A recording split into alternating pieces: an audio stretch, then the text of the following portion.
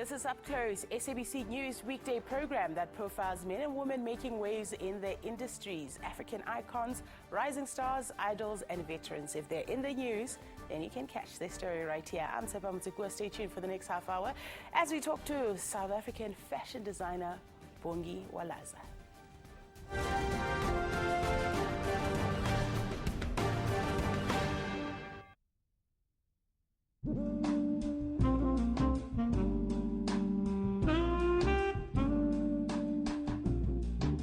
Qala italente yazi xa utalented it's something evela kuThixo.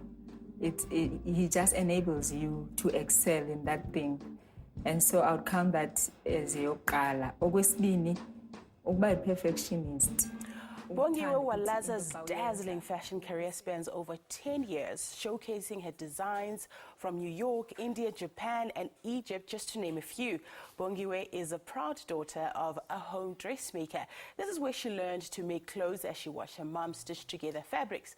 But her fashion design career took a while to start as she went on to study electrical engineering. However, she continued to design dresses for herself when she was working.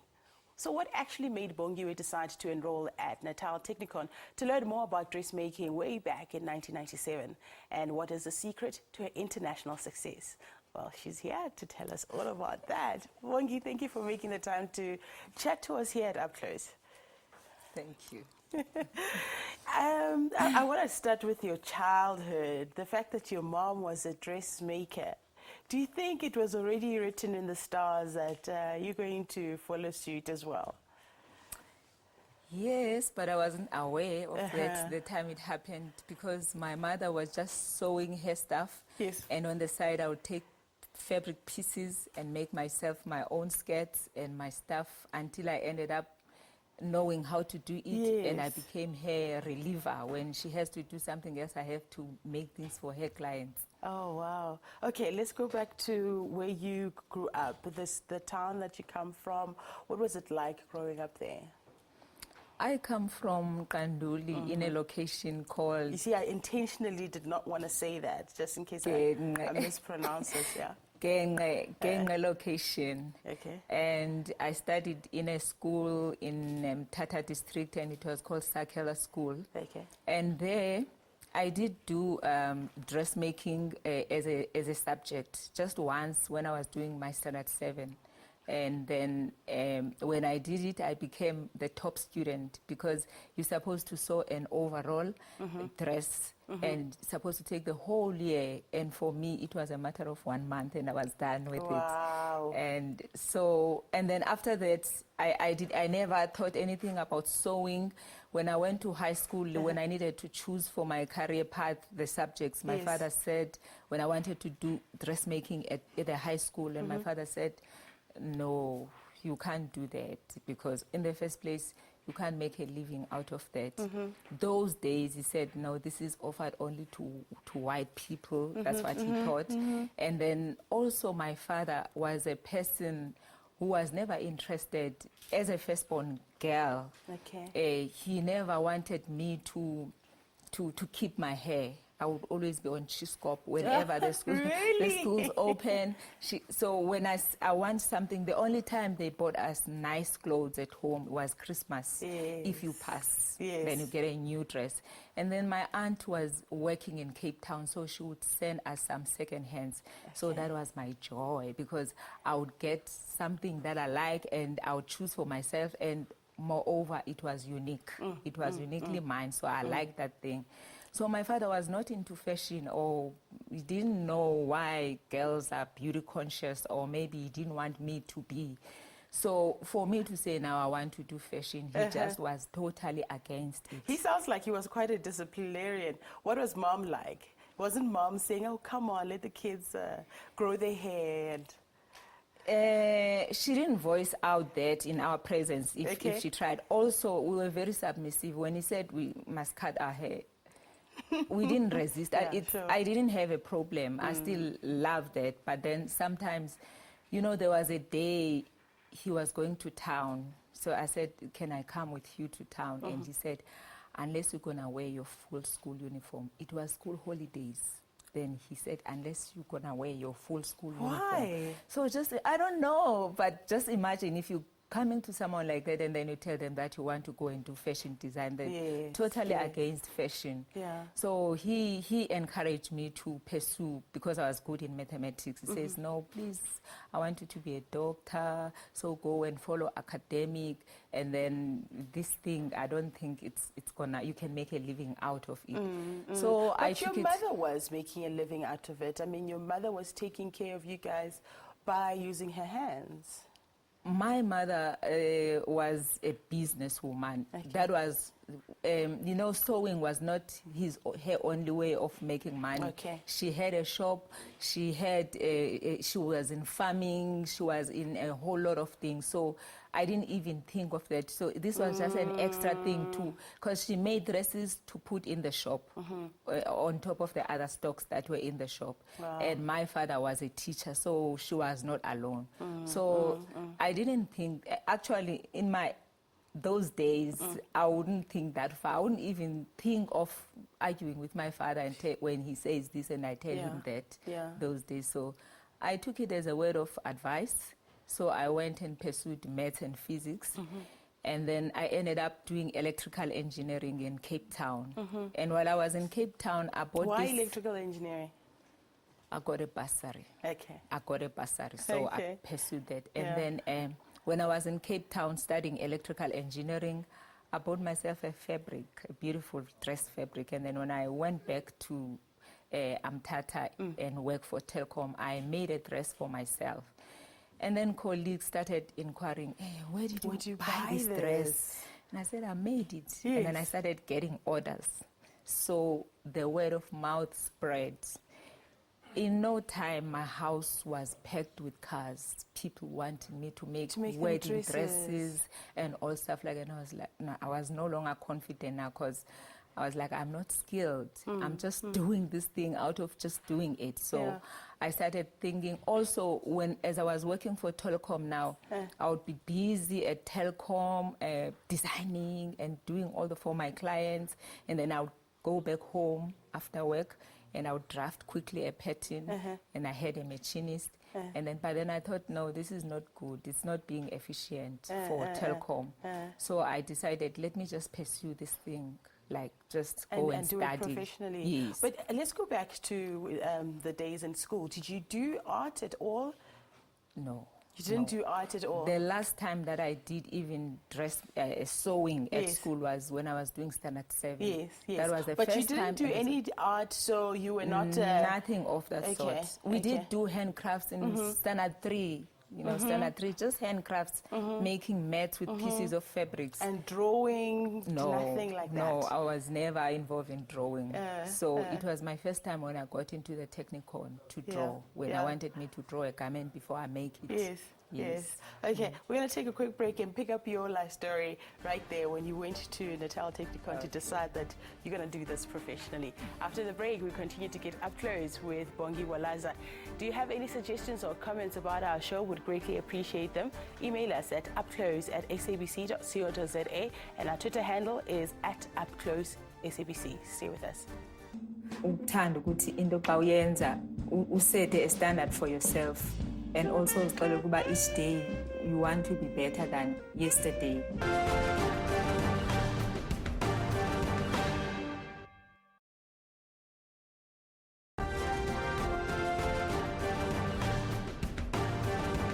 Umbhaco, uyazi umbhaco wesiXhosa. So ndayenza and kwabe kufuneka i-evening dress. So ndathatha i-evening fabric and then ndafaka i-textures to make it. This is my signature is knots. Thank you for staying with us as we get up close with Bongi Walaza. Bongi, I find it interesting when you're saying that, you know, it's because I got a bursary. I got a bursary for that, so that's what I did, you know. That's the path of a lot of people's careers. It's what was opening up, and so I did it, not because they were passionate about it. Now you're telling me you actually even went to pre-med. Because my father said he wanted me to be a doctor. Yes. So when I finished my matric, I went to vet for a pre-university course, you know, orientation to university, and then after that I went to University of Transkei to register for medicine. But then I didn't qualify for medicine, so I had to do pre-med. And then when I did pre-med, I was good with maths and physics because that was my strength. But then when it comes to zoology, I battled because you had to dissect a frog. And you have to know the difference between an artery, arteriole, a vein, all those little things. And memorize the bones of your brain. So for me, it was tough. I was just not doing it well when it comes to studying. I was not a person that likes. I never enjoyed studying. The mathematics just came naturally. It came naturally because I had it needed my understanding, and then I understood. I know what you're saying. Exactly. So that's what. So I gave up on medicine, and then while I was still thinking what to do, I just went to one of the departments and I told them that I would like a bursary to go and study, and then they said, okay. The only bursary we have is for electrical engineering. And I qualified. So they took me, and then I went to study electrical engineering. I enjoyed studying, but then I'm not sure the work. You didn't enjoy working as an engineer? Is it? No. Why was that? I didn't enjoy it because it was more of dealing with the circuits, soft circuits, where I have to take circuit boards and test them. You know, for me, it was just not my thing. I would have loved it if it was those days, computer and all those things, but I was working with telephones, public telephones. I had to fix public telephone cards. So it was the same job, sitting down, doing the same thing every day. If I'm changed to another department, but still, it's still routine work. So I really didn't enjoy that thing. Well, the creativity in you obviously wanted an outlet. You're designing your own clothes. Suddenly, you've got lots of clients. And you're doing well. And most people would probably say, leave the job and continue doing this and start a business. But you decided, no, I want to go to school.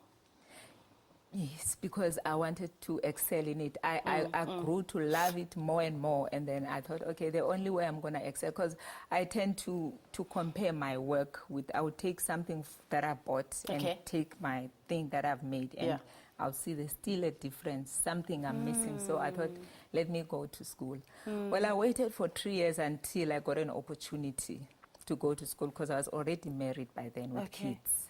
So I had to make sure that everything is in place first, and then it just happened, doors were opened. How did your husband feel about you returning to school?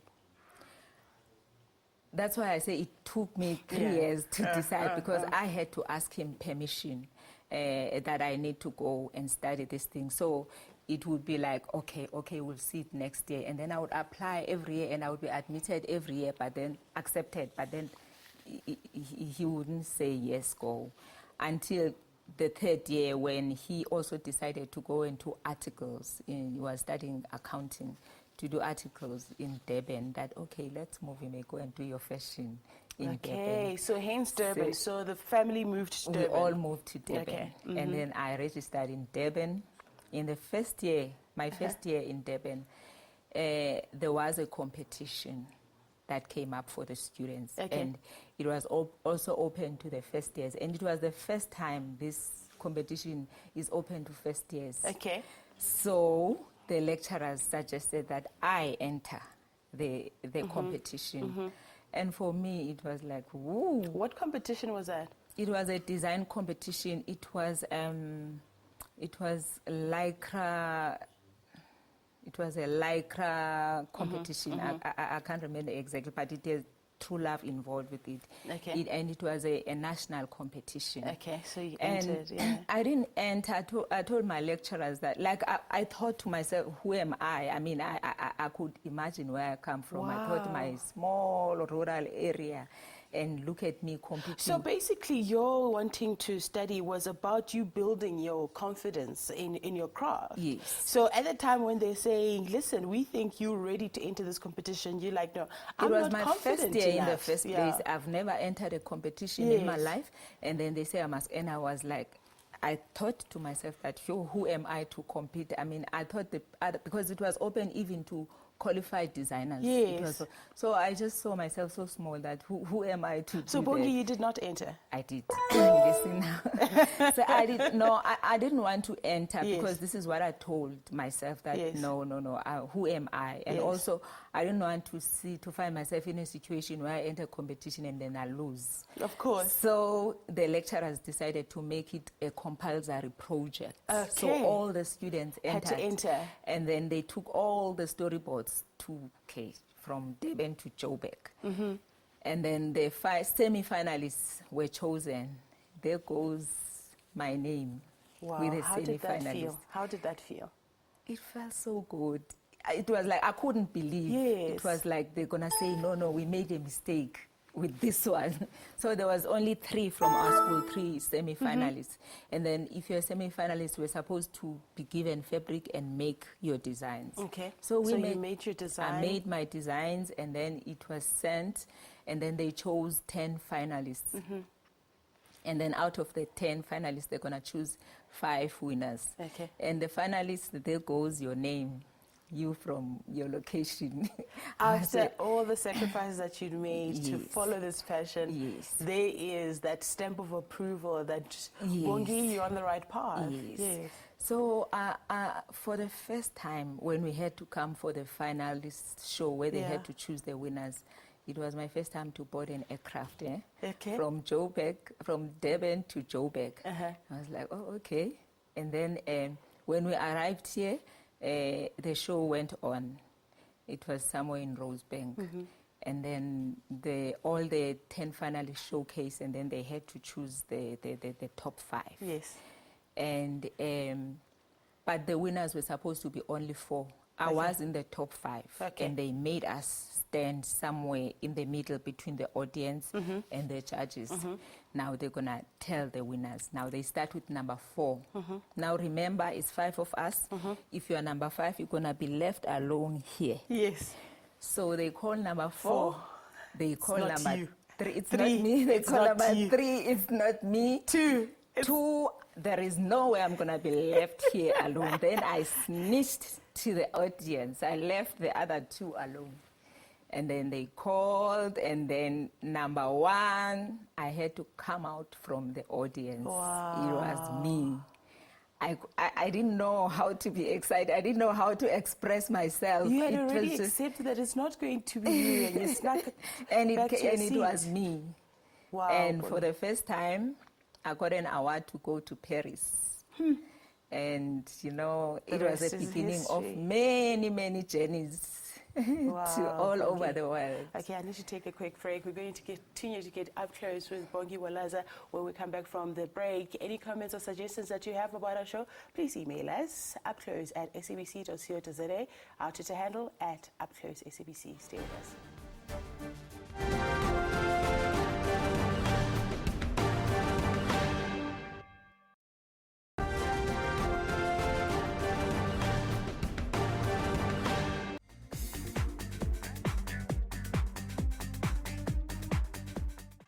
Thank you for staying with us as we wrap up our conversation with fashion designer Bongi Walaza. Bongi, I'm interested to know, when you're making these big decisions to completely change your life, how did that impact the family? How did the children deal with it? That, you know, mommy is now going to go back to school full time.